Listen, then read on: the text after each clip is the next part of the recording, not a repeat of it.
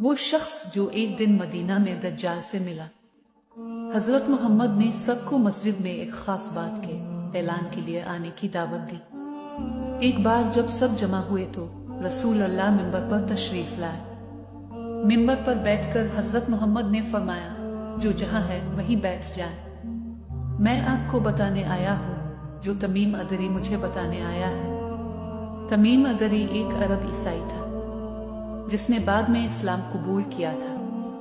ان کا تعلق شمالی قبائل سے تھا جو سمندروں میں سواری کا کام کرتے تھے۔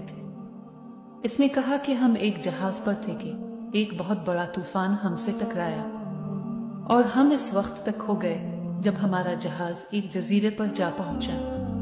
جب ہم جزیرے میں داخل ہوئے تو ایک وشال درندہ ہمارے سامنے آیا۔ اس پر اتنے بال تھے کہ ہم اس کے اگلے یا پچھلے حصے میں فرق نہیں کر سکتے تھے۔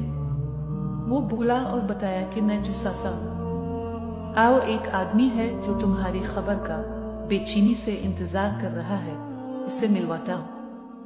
ہم یہ سوچ کر فوراً بھاگ گئے کہ یہ کوئی جن ہے۔ آخر کار وہ ہمیں اس جھونپڑی میں لے گیا جو کسی کی عبادت کے لیے بنائی گئی تھی۔